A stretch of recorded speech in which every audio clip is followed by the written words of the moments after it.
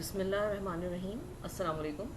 Welcome to online classes of Army Public Degree College, Malirkand.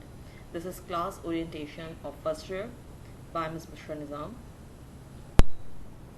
I would like to welcome all of you to joining Army Public Degree College, Malirkand, and in your new classes, I would like to give you well wishes for the happy learning year and along with definitely assessments, assignments and other activities, and I wish that you all may pass with flying colors. Students, in addition to welcoming you to this course, I would like to give you some helpful information and a few hints for successful completion of this course. So what we are going to do today, we have this agenda. We are going to talk about our syllabus, then about paper pattern and marks distribution. Then we will talk about paper marking policy, some academic policies and expectation what we teachers expect from you people. We will definitely discuss with all these things with syllabus. So let's start with the syllabus. I believe that you all have your prescribed book opened in front of you. Uh, the federal board follows Khyber Pakhtunkhwa board book. So in front of you it is English grade 11 by Khyber Pakhtunkhwa textbook board. If you turn to page number 4, you may find a content list. In the list, you may notice that there are 8 units. Among these 8 units, starting 5 units, that is unit 1, unit 2, unit 3, unit 4 and unit 5. These 5 units, they comprise of 3 chapters. These 3 chapters, starting 2 chapters of every unit is of prose and the last one is of poem. It means that we have 10 prose and 5 poems. Then move towards unit 6 and 7. These both units are of composition. Unit 6 is about formal letter writing and CVs, and unit 7 is about dialogue writing. Unit 8 is about drama. We have only one play in our whole syllabus, that is of unit 8. Then come to paper pattern and marks distribution. Your paper will be of 100 marks and with 3 sections, section A, section B and section C. Section A is of MCQs.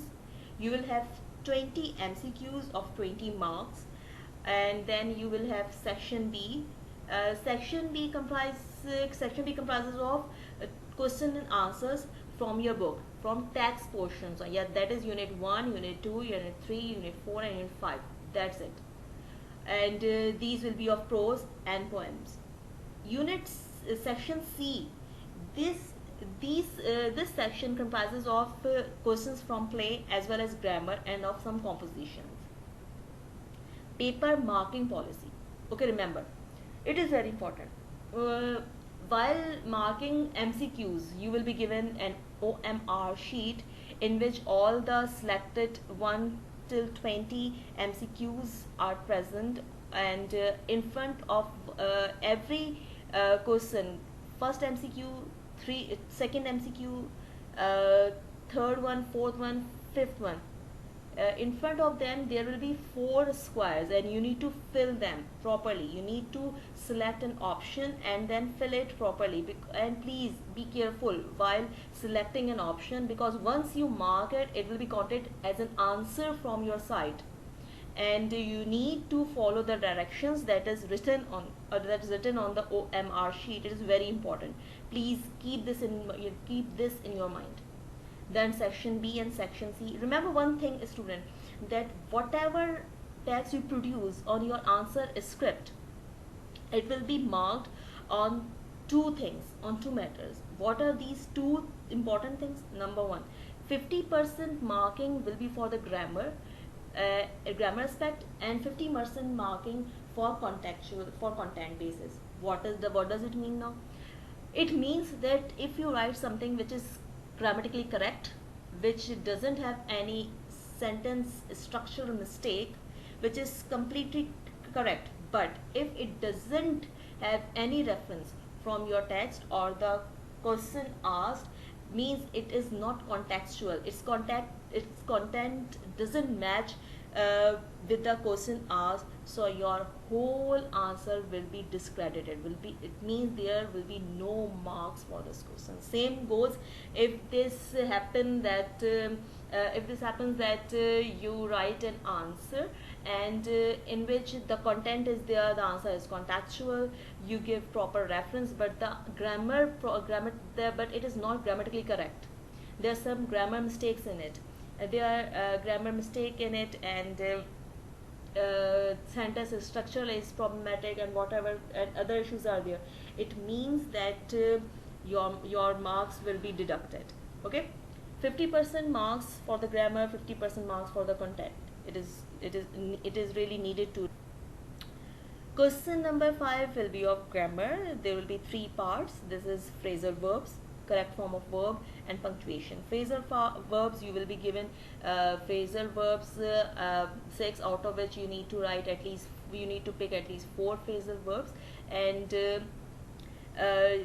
just keep one thing in your mind: when you make a sentence, please reflect the meaning of phrasal verb in it. It is necessary.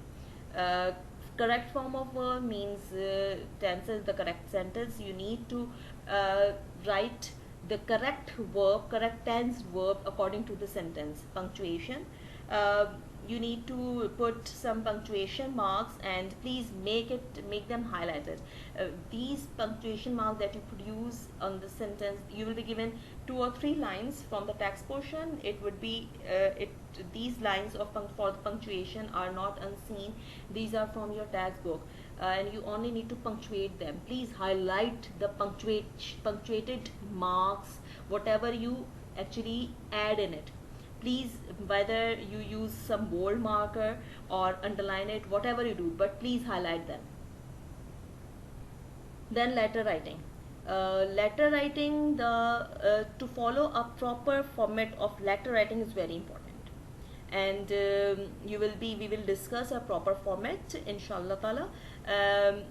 And remember one more thing, it should be relevant. What does it mean? If you follow a correct letter format, but if you write the letter body which doesn't go with the question, the whole letter will be discredited, means no marks will be awarded for it. So what is the need for the letter writing? It must be according to the correct format, and it is relevant as well to the question. Translation, you know it very well that we don't need to translate each and every Urdu word into English word. We only need to produce and to convey the correct meaning, and grammar should be correct, your sentence structure should be right, and if you use idioms and the phrasal verbs, it would give a good touch in it. Dialogue or CV, the last question is has a choice, which is between dialogue or CV. Either you go for dialogue or a CV. For CV, we are lucky that we don't need to follow a fixed pattern, but yes, there are some aspects that are demanded to write a CV. We will discuss about it. Whether you will be given a question, or it is possible that you will be provided with an advertisement according to which you need to produce a CV. And for dialogues, it should be relevant, not more or less than 8 sets of dialogue, but a relevant one. And we will discuss some important things that should be there in the dialogues. Abbreviations, students, your assignments will be checked up and they'll be marked with these abbreviation. Please remember these abbreviation. It will be helpful for you when you will get your checked assignments. You will notice that some abbreviations will be there, and it will become easier for you to comprehend that what mistake actually you have committed. So please go through these abbreviation. It is important. Academic policies. You all know that attendance is very necessary. It is important. So please maintain your attendance during online classes. The last years that you had in live in classes, you know that attendance was also very important at that time, but these are not online classes, so you need to put in more effort. um, you know that online course requires discipline, self motivation, collaboration and organization.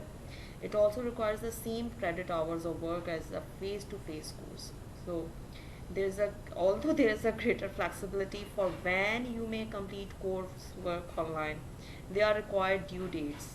Your class participation is required and expected. Definitely you all are encouraged to ask questions on WhatsApp.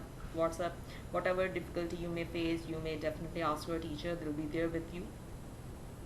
But what I want to tell you is that you should give proper attention and time towards your learning time. You should expect to spend between some hours, like 2 or 3 hours per week, working and learning in the course. Please plan your time accordingly, because if you plan it accordingly, it will help you out. You will be soon allotted with your account on AIS, and you may find assignments uploaded on AIS, and you can visit there. Students, we teachers expect some many things from all of you. Some things, some points mentioned here. Let's set some criteria. Whenever you take any online class, please read the text before sitting for online class. For taking any online class, please go through the text. So it definitely help you out for comprehending the lesson better. Note all important points given the lecture. It is when you will have your exam, you can go through it and revise all them perfectly. Take interest in online class, as I've told you that paying attention and interest in an online class is the need of the time. Must ask relevant questions. Your teacher is there for solving your queries, your confusions, but please the questions must be relevant, your conversation must be relevant. Submit assignment on time. Your management of time is necessary at this moment. Please manage your time accordingly and show interest in learning from mistakes. Mistakes are good because they actually help you out for telling you that what shortcomings or lackings you carry. So relearn from your mistakes. This is good. So that is it for today's lecture. uh, if you want to know any other thing, you may ask me, and inshallah we will have a very great learning year together. Wish you all the best. Thank you so much.